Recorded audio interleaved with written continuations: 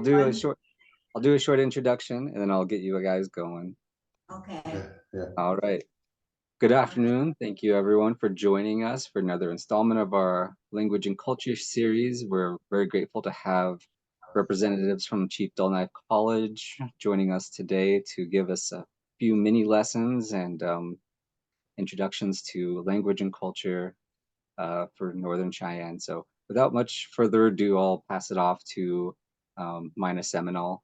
And also look out in the chat for renewal unit survey options. So yeah, go ahead, Mina. Thank you. Okay. Yeah. Well, good afternoon. I'm the cultural coordinator here at the Culture Department of Chief Dull Knife College. And today we wanted to share some of the resources that our program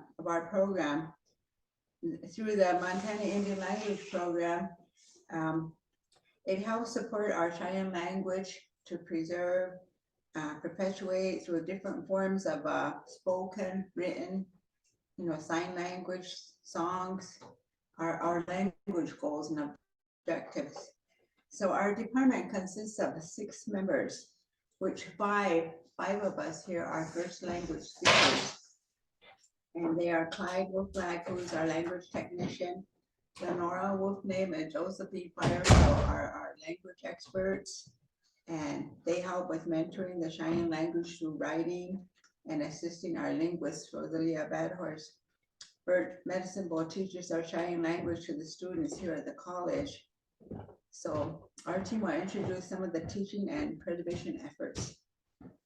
So as this funding from the MILP, we're using it as a planning grant so that as we progress through this time, we will be gathering information about ways for saving our language and our culture. Currently, our program is working toward getting more Class 7 instructors. We have a lot of our instructors that are aging out, and so we need to be working on getting younger language instructors. So we're excited about bringing 4 language interns to our program, and they will be working with our program for 8 weeks this summer, and Rosalia will speak about that effort. And our culture department has become a hub of Cheyenne speakers that come in daily. We have different people each day that come in and they share. Sometimes they want to know about their Cheyenne name or how to write it, or just tell us stories, or want to know how you say this or that. And so we're just busy every day. We're always learning new things too. And we also have recorded a lot of our elders for their stories, and we still would like to do some more of that as time goes on. And we work with the library too. They have set up a place where we can do our recordings, and so we're really we try to network with everyone here at the college. So each day we're just busy. We're always something new each day. So meanwhile, we'll turn this over to Clyde, who is our language instructor, our language technician. Good afternoon. As Mina said, my name is Clyde Wolflag. I work here with the college language and culture department, and I've put together a little bit about our language, about the Cheyenne language. So as you can see on the screen on this slide, the Cheyenne language, the language has been studied by linguists such as Petter and Alford, modern day proponents of the Cheyenne language, pretty well known, Dr. Richard Littlebear, and also the linguist, Mr. Wayne Lehman.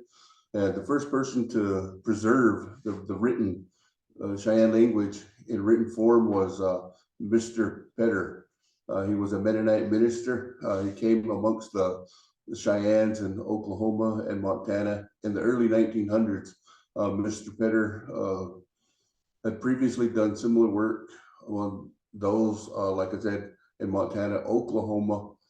And as you can see on the next slide, where the Cheyenne language is still spoken, anybody can pretty much grab that off of, this was just like off of Wikipedia.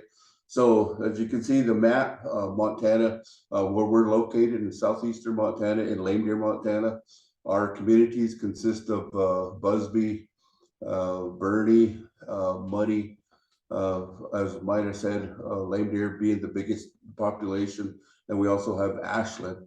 We have speakers throughout that community, and in that other one there was Oklahoma is where they have other Cheyenne Arapaho speakers. And so we can just go back. Let's see. I think that is that the old slide there. Yeah, this is what. Yeah. Okay, so that's about the Cheyenne language, and then just kind of a geographic location of where Cheyenne is spoken. So this one, I'll have Rosalia talk a little bit more about some of the people that have done preservation work in the linguists. Rosalia.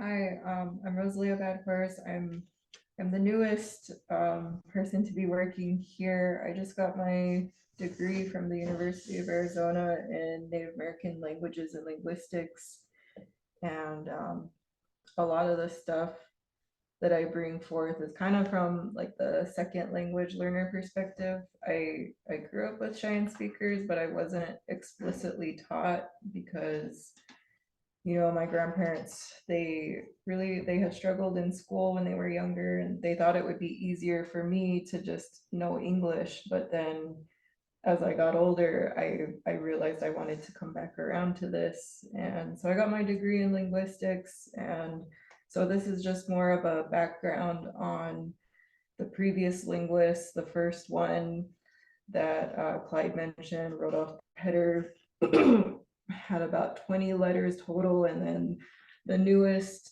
alphabet that we have was developed in the 1970s with Danny Olford and a group of Cheyenne speakers. And I think our story is typical of many tribes.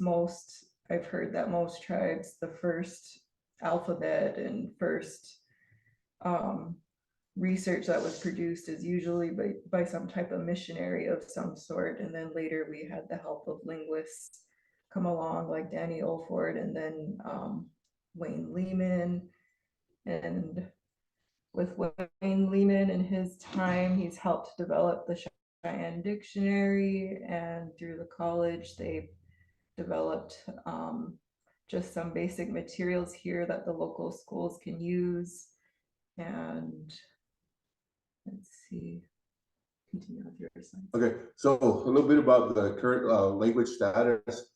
The Northern Cheyenne is located again here in southeastern Montana. Again, as I mentioned, you know, the Northern Cheyenne here around Lame Deer, the tribal membership currently is at about 12,000 people, and according to one tribal website, it was like 6,000 resided within reservation. So again, as you all know, with statistics, you know, depending on where you get them, you know, how they actually fit into things. But I would actually say they're probably over, you know, 12,600 members. Each district community is impacted by the loss of a language speaker.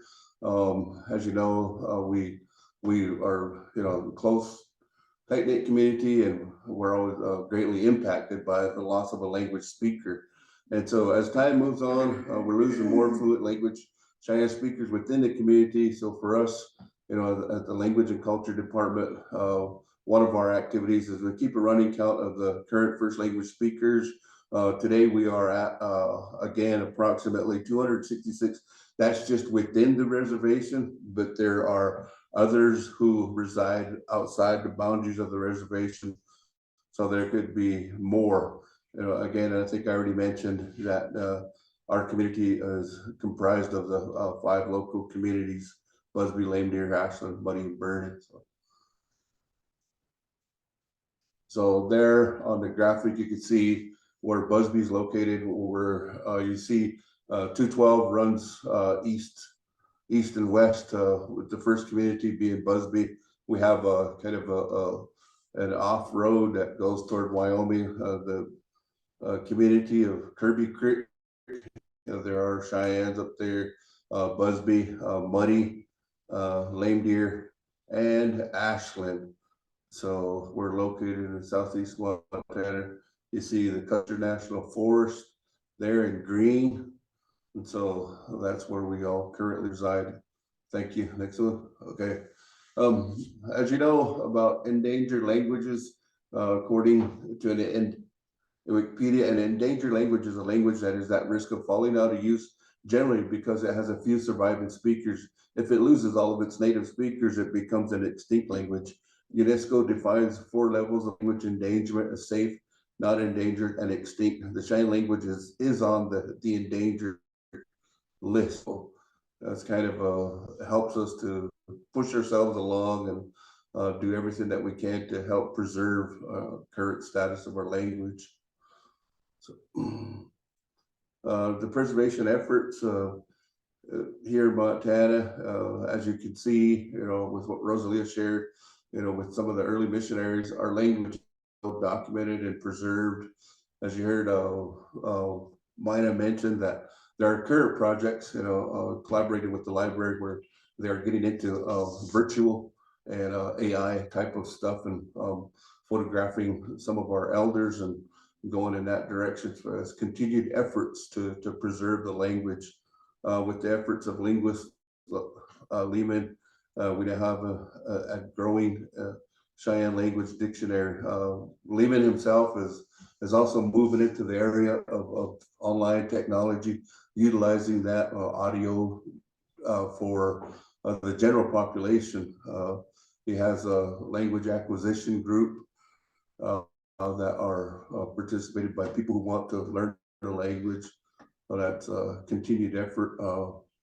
Bible translations, songs, and hymnal books are available as resources for anyone interested in that. They can contact the Mennonite Church or Mina, and I here at the College Language and Culture Center to get in touch with those resources. And as you've seen, a brief, the Cheyenne alphabet and more. So there's a lot there that's already written and preserved. So.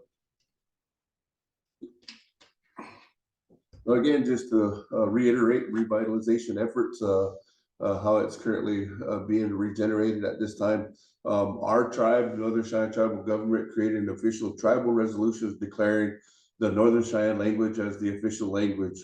From this, there have been few noted efforts to engage in revitalizing the language in the face of knowing our number of Cheyenne speakers are dwindling since 1996. So this has been an ongoing effort, and we continue that effort. Chief Del Knife College is currently teaching with the Cheyenne language, with offering speaking classes in addition to offering a newly added linguistic Cheyenne language acquisition classes. And I think that they're going to also go in a direction of creating a Cheyenne studies, a certificate to help future language speakers and language teaching styles. So that was fairly new to me. So, okay. Why is it important to keep our language for the Cheyenne? The language is what it had originally meant to who we are as just us. Although the federal government has the distinct recognition of a tribe with as a federally recognized tribe designation, here lies one of the greatest challenges and threats to the linguistic and cultural identity of a language-based identity. In the future, we'll continue to advocate, the importance of why, we should continue these efforts to keep our language preserved and revitalized and all those efforts. So I think that's it. Again.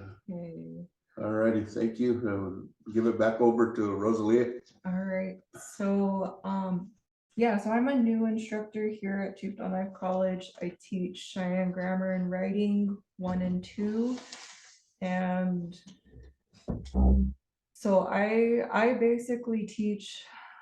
I show all the grammatical patterns that exist in the Cheyenne language.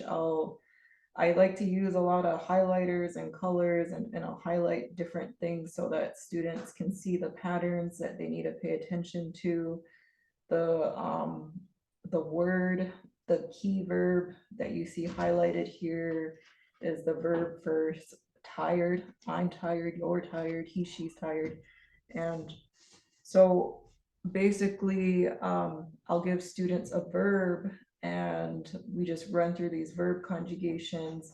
And so what I'll do is I'll give them these writing exercises. I don't know if you guys can see it okay. It looks kind of funky on my end, but this kind of started, this style of the way I'm teaching it is basically how I've been learning things throughout my journey. And so just like as a regular student in general, I've had teachers tell me that you know, one way of studying is to rewrite all your notes. And so I've always been a fan of rewriting everything that I've learned. And with a little bit of research, I found that that is one style of learning a language. If you write these new words down that you're learning at least 8 to 12 times, it could be less, like maybe 5 times. But if the targeted language is really different from English, you might want to aim for more times, like 8 or 12, maybe even more, depending on how different the language is from English. But 8 to 12 is what I kind of was consistently coming across. And so basically I give students these worksheets and I'll tell them, now write out this verb conjugation pattern a total of 3 times. And it's still, even though it's only 3 times, it still gives them practice with that verb stem 18 times of rewriting it. So there's 6 verb conjugations in one set, and then they're doing it 3 times, so that 3 times 6, 18. As long as students can learn also like the verb stem, like since most native languages are verb-based languages, this kind of seems to be a way of teaching vocabulary. And so this is just the style that I've been teaching my class. A lot of the students, I've heard feedback from both. I've had students that are both second language learners and first language learners, and they've both said that they enjoy the writing exercises. I kind of felt that when I initially gave these out, because I think I was going a little bit overboard with my printing and printing out multiple pages for all these writing exercises, and but then as I tried to save on paper a little bit, so I tried to narrow down the number of writing. And sometimes if I am getting a little wary on how much paper I'm going through, I might just give them these directions for writing in their notebook as an alternative. And so yeah,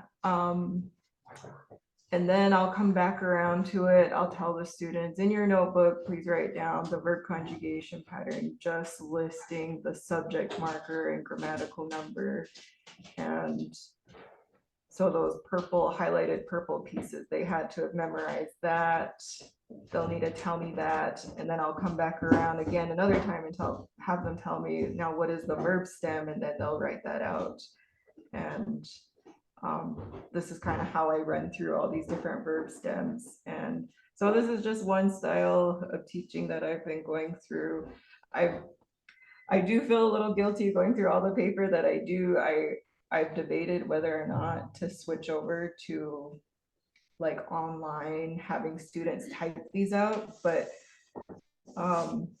I'm a little nervous of whether or not students would just be blindly typing, because it seems like with students physically writing out the words, that it seems like it does include a little bit of muscle memory, and it seems like they remember it a little bit more than typing it. But if anyone's got any experience with that, I'd love to hear it. And so yeah, the other thing is it's really new to students to go through and break down a word like this in general, highlighting all the different morphemes and the meaning blocks, and but once students get comfortable with realizing where the morphemic breaks are in a word, or where the meaning parts are in a word, this is another exercise I've been going over with students. Like, I'll start showing them images and asking them. This one was kind of a goofy one in class. I asked them, you know, what does a rabbit and a banana have in common? And because these words are almost similar in a way, they both have that, the first part of the word is similar, that woko and wokae. And maybe we need to shift our thinking a little bit from the Western perspective to the Cheyenne speaking perspective, and maybe there with the banana and the rabbit, and seeing that they both, what they have in common is they're both crooked or they're both bent or curved.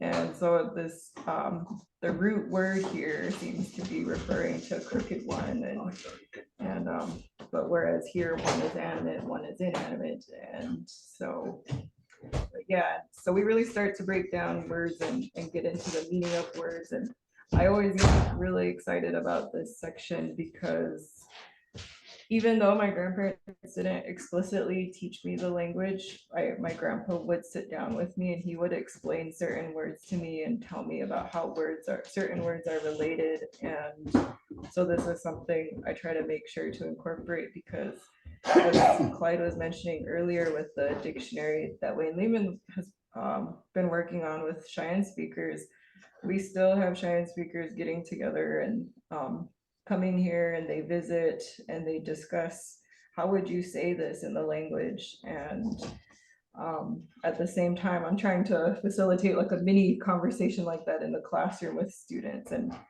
trying to help them form how us as Cheyennes are viewing the world around us and how we can put our words together. And so yeah, these are just some of the things that we've been doing. You know, the language courses, the Cheyenne Grammar and Writing is the newest course that we have. As Mina mentioned, we have the summer internship program, and we also have a YouTube channel where we have different elders telling stories, and we also have Facebook pages, groups, and a Facebook chat that goes off almost all day long. And there's one specifically for learners and one specifically just for Cheyenne speakers, because elders are starting to get Facebook too. And we'll go ahead and go into Josephine.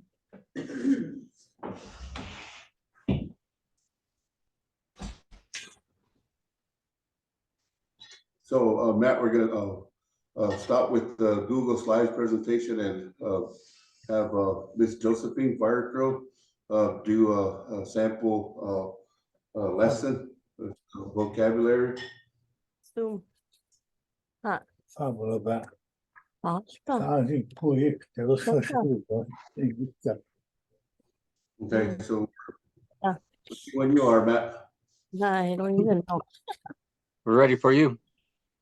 Okay, go ahead, Josephine. My name is Mina Seminole. Okay. I'm Northern Cheyenne. I'm a first language speaker. I spoke Cheyenne before I went to school and learned English there. Was quite an experience. So now that I went into the field of education. I taught school for about 32 years. And some of the things that I worked out for myself in my career as a teacher was some important things that I believe in, like being prepared for your lessons, being organized, getting all your materials ready ahead of time. And I also used hand signals, such as indicating that when it's my turn to talk, they should listen. So I point with my full palm on my chest and point to myself. And then when I want the students to respond, I hold out my hand toward them, and that's an indication that they should respond when we're doing our oral exercises with our Cheyenne language. And I also believe that students learn best when they hear their own voices. They could listen to me all day, but they probably won't learn as much. But then when they listen to their classmates, they may learn a little bit more. But then if they listen to their own voices, it becomes theirs more quickly. And so I really push that in my classroom. When I would have the review for our daily lesson, I would make sure that everyone was participating. Because I believe that when they hear their own voices, they learn best. And walking around the classroom to show that interest. And if a student isn't participating, then I just linger there and put my head down close to their ears, so that I am not going to, you know, like make them feel bad and say, well, why aren't you participating? That's just, you know, like the distance between myself and the student encourages them to participate. The other thing that I really believed in was establishing a classroom routine. When the students would come in, we would have a review on the words that we had learned previously, and my lesson plans would have those words, but I had to make the lesson plan be more interesting and varied. I chose a letter sound of the week, and for like the letter O in Cheyenne for frog, it's onha, and you can hear the O sound, and for dog, it's oishkis. And then we have other words and, for that letter sound. Then we also did a little science regarding our, you know, you know, where we live in our environment, all the animals that live here in our surrounding area. So for instance, we have like we did the woodpecker, and we did a lesson on that, a short lesson, and then we had words for the week, such as people names like man, woman, old lady. We had hiddan for a man, hit for a woman, and mahakis for old man, and taha for old woman. And then we had music. We had I would teach through a recording, say like the flag song, the Northern Cheyenne flag song, and then we also, or I taught the students the historical timeline of the Cheyenne people, because I think that having the students learn about the Cheyenne history is very important. It's the backbone of having the kids be really proud of who they are, where they come from, who their ancestors are, their accomplishments, and what a wonderful history they have.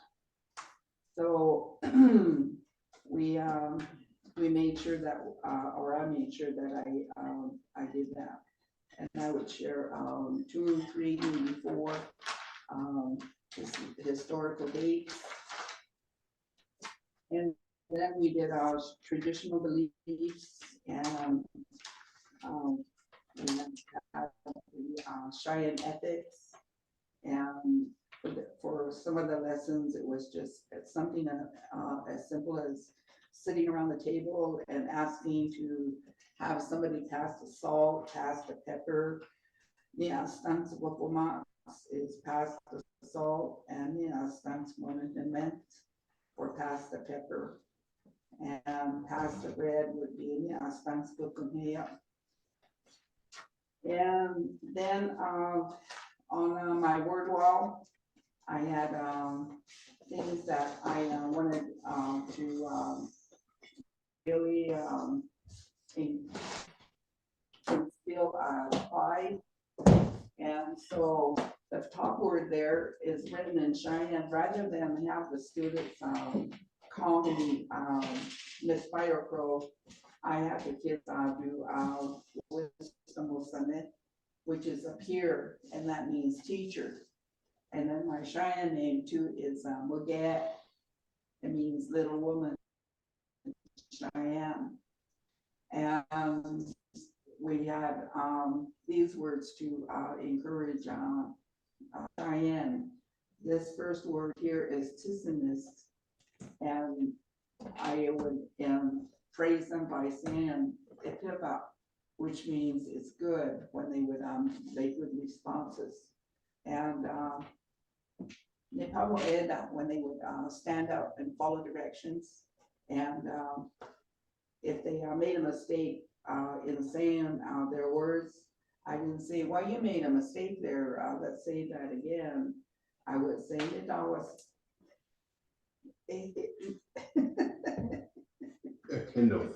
a kindle.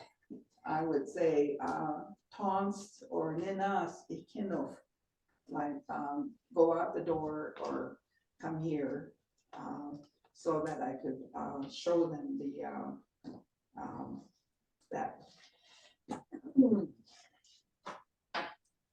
that their efforts were really appreciated. I really appreciated all their responses. And then on a daily schedule, we had the weather and seasonal words that we did every day. And here we have Madze Omif, that means spring. And over here on the far end, we have Mianif. And here we have Danov, which is fall. And Anit is winter. I thought that I would kind of show you just a little bit of the lessons that were taught in the classroom when I was working as a classroom teacher. If you have any questions or what, I'm open to suggestions also. So I am done with this part of the presentation. All right, that's it, Matt. Any questions or comments? Or Alrighty, yeah, we'll open up to comments, questions, ideas.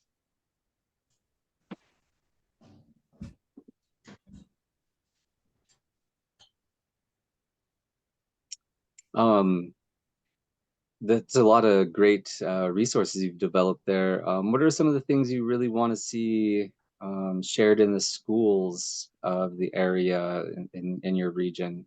Well, what would you like to see make it into the public schools mostly? For me, it would be a little bit more of the linguistic techniques, because it's, you know, like to learn linguistics, it's not necessarily a way to become fluent, but it is another way of studying the language. And there's a lot of things in the Cheyenne language where it's like there's just so much meaning embedded in a word, and it's just not equivalent to English. And what linguistics has done is just made it more clear to me what I'm looking at and what to look for. And it's been really helpful for me as a language learner to figure out, I don't know, just figure out the language. And So to me, it would be cool if there could be more, I guess, like those linguistic, I don't know, techniques or ways of studying a language to be incorporated in schools. And I don't know for sure how that would work. I'm still in my, like, I just graduated last year, so this is like my first year working with this kind of stuff. So Yeah, no, that's an interesting approach, and I was kind of, my mind was kind of jogged as you were presenting that, just kind of thinking of uh, comparisons in communication studies and how that, you know, serves both realms. It really helps understand what's going on not only in Cheyenne but also in English. Kind of seeing how things can work differently. Um, yeah, it's really interesting. I would be interested to kind of see or hear how more English teachers in the area can kind of come in and learn about those differences and kind of learn how to talk about them in their own English classes or like credit recovery classes or both or something. I don't know. yeah, that sounds cool to combine it. Yeah, with English teachers.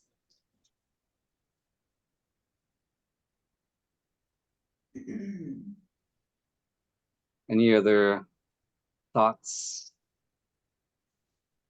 Julie? I had a question. Thank you for speaking with us today. My question is, you mentioned verb-based language, and my mind is like racing now.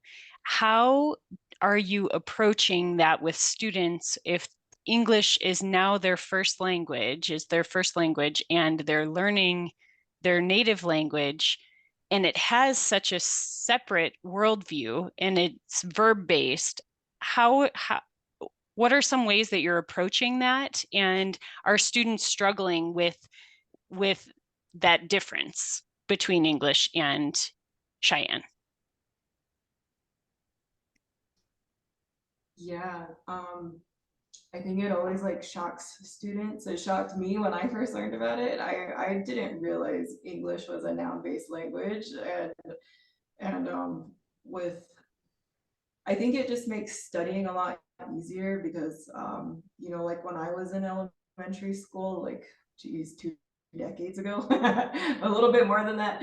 But when I was in elementary school, I just remember learning all these individual nouns, all these individual words, and that style was that might be the way to learn English, but that's not how you learn to speak Cheyenne or any native language. Like you need to learn these full phrases that have verbs in them. Yeah. And so like I think that's kind of been my approach of teaching like the verb stem. And as long as students can learn the verb stem, you can learn how to insert it in all these different contexts. And I do a lot of highlighting. I always recommend students bring a highlighter to class, but lately I've been having to bring some for them, and I'm like, okay, go highlight the verb, highlight in a different color this, and I think highlighting is really what helps, because otherwise the verb isn't a word that can stand on its own by itself. It's attached to all these other meaning parts, and so can't really separate them. But if you can go and highlight them, it just makes it easier to see, and it seems like it's helpful with wrapping your brain around what's all in a word. Beautiful. Thanks so much.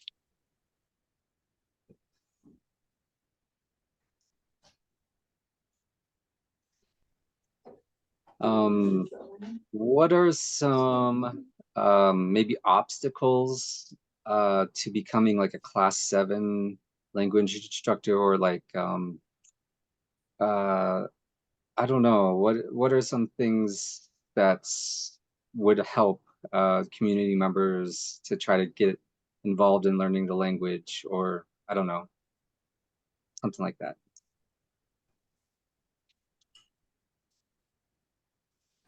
Well, we've been, some of the things that, see what we do with our, in order for them to become class 7, we we give them a story and about, that's written in English and then ask them to translate it back into Cheyenne.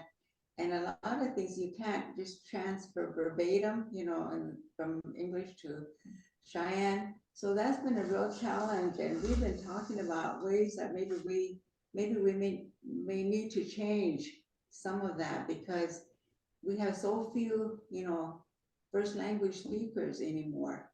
And we use a lot of English in our daily, I guess, in our daily activities. Everything is mostly, and we catch ourselves in here speaking English a lot, and we have to remind ourselves, let's speak Cheyenne. And so I think those are some of the things that maybe we need to do, but we have people that are interested, and then somehow they get scared of that. So that's where we're at right now, is we're trying to do we've been talking to our administrators about changing some of that. Because we were even talking to Rosalia about that, and I think it's going to be tough because of our language, our language loss. Like we were talking, we only have just, less than 300 first language speakers. So that is a challenge for us here. And like we said, we need more instructors. So that's why we have to do some changing here, adjusting our testing.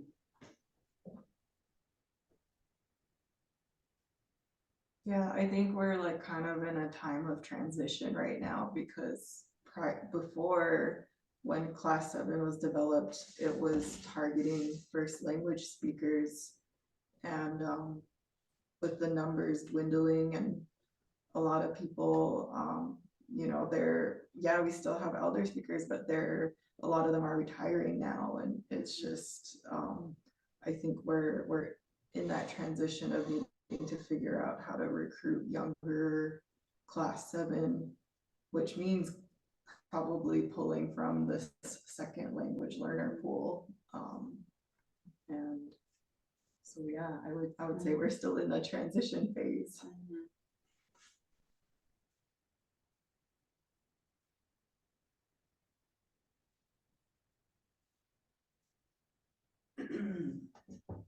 I think to really attract our young people, we really need to utilize,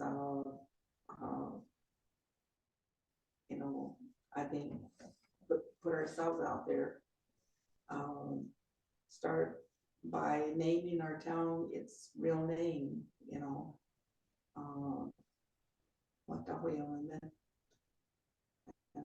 our we call it name deer. Everybody knows that's name deer. But Cheyenne's, they called it by the name that they gave this town here. I think the more that they see the print, I think the better it is. I think they need to, our younger people need to see that it is a language that can be written, and you can have stories, you can have songs, you can have action songs to go with it. I think it's really important that we make it attractive to them. We need to stretch our brains a little bit and come up with some songs that we can help promote our language. I think that is really important. It's time to, I think it's time to take action. I think it's time that we figure it out, because as soon as my sister's grandchildren are through talking to the adults, they go straight into their little phones, and even the little tiny ones who are as high as a table, they're walking around with little phones too. And they probably know how to operate it better than I do. Well, I know they do. So I think we have to change ourselves too. We have to change.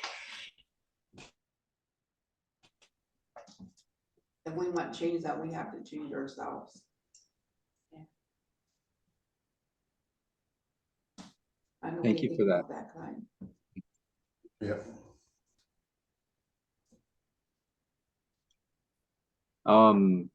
Are there any Cheyenne cultural practices that you think would be good fits for public schools to kind of weave into there for best practice for positive identity, all that good stuff? Are there things that are kind of missing that you'd like to see that could be introduced? I think that just recently, a couple of our team members went down to Miles City and working with other agencies, Title 4E foster program, where they're bringing a history along with them. But I think it would serve well also to continue with community organizations, namely schools, continue with the history. I think that's such a big part of what we're doing now with the work is continue bringing that into the classrooms. To Cheyenne, as one of the elders said, we have a beautiful history, and we want to be able to share that and bring that to the classroom as well. I think it's going to take a group effort between the tribal council and the local schools, the school boards, and the like Head Start and some of the programs that work with younger children, like the WIC program. I think they need to realize that there's a lot of resources out here. There's a lot of material that is available. And I don't think that they know that it's here. When you go to the library here, it's just full of information. And I think that we need to put ourselves out there a little bit more. Because if they don't have the material and they feel like they don't have the resources, I would think that for myself, well, where would I start? But if as a young mother or an aunt or if I knew there was material out here, it would be really beneficial. And some of the programs that offer, like Clyde said, they have the college offers kid class, story time. They offer, recently they offered waterworks, rain, streams, rivers, oceans. It was really interesting. And I think we need to have an ongoing activities like that. I think it's needs to be advertised more. Maybe have a few parades or whatever. That's just an idea, But I think we need to plan some like walks or whatever to. This is going to start we could say we're going to start our Cheyenne immersion camp. We're going to have a walk. We're going to announce to everybody that we're having this and put up some posters in town. Not everyone has a phone. They don't all have Facebook. They don't have that. So I think those posters really mean a lot to people. They haven't posted posters posted at the post office, at the store, and at the clinic, and I see people walking over and going through the posters, because it's important that we stay connected. Pandemic is over, and I think it's time that we reconnect. I think we've been isolated, and we lost a lot of our elders because of the pandemic, and that was a great loss to our tribe. So I think we need to do more. I feel like we're already doing a lot, but I think we need to do even more. Well, we have a, oh, sorry. Well, I was just gonna say, I think there's a lot of interest by the younger, because we noticed that with the college, and after we posted our notice about the application for the summer interns, we've got a lot of response, and it was just kind of amazing to me to see how they really express themselves as far as wanting to learn the language. So, you know, interest is out there. Those things that I think need to be more visible out in the community.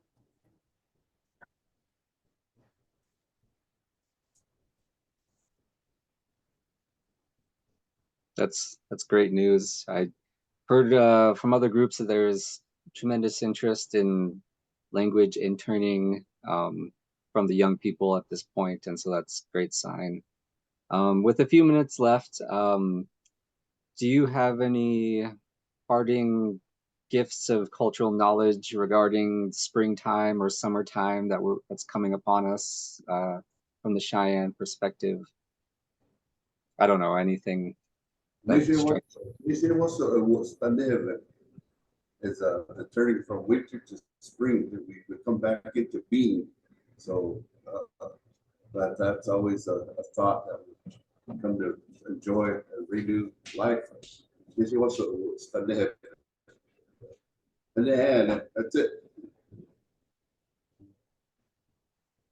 I think that's all we have, Matt. All righty. Anyone else? Any last questions? We need to, yeah, I think we need to reconnect with our outdoors, and maybe even have get a lot of interest out there where they have I don't know what they call them.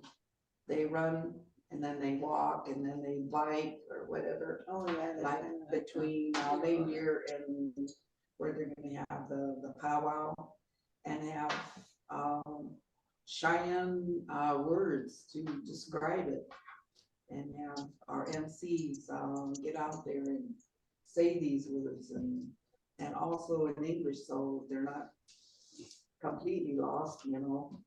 But I think because they're learning, they're not they don't have the language yet. We need to help them along. I don't know, some other people might disagree, but I think that's really important.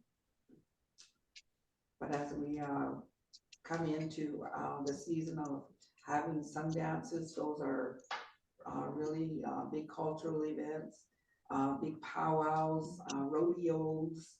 Those are really like attracts a lot of people, and I think we need to even like pre-record phrases that they could use over their speakers, so that the words come out and the people can listen to the words as they're being spoken for any event that they might have. I don't know, that's just my thought, and that's just what I believe in.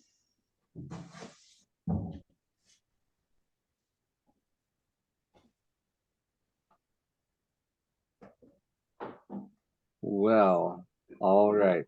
We have a couple more minutes in case anyone wants to sneak in a question, but we really appreciate you sharing with us this gift of knowledge and language that that you have and sharing your time with us.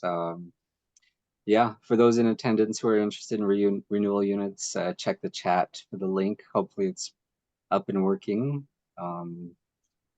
Yeah. But yeah, we hopefully are going to have maybe at least one last installment before the end of this school year. We have Gerald Gray Sr., who has the second half of his Métis fiddle playing video to finish up when we can align that. But yeah. All right. Well, once again, thank you all for being here. Appreciate you. Thank you for taking on the language Yeah. endeavors in your community and being there for our young people. Okay, well. All right. Good Thank you. exercise. Thank you. Okay, all right.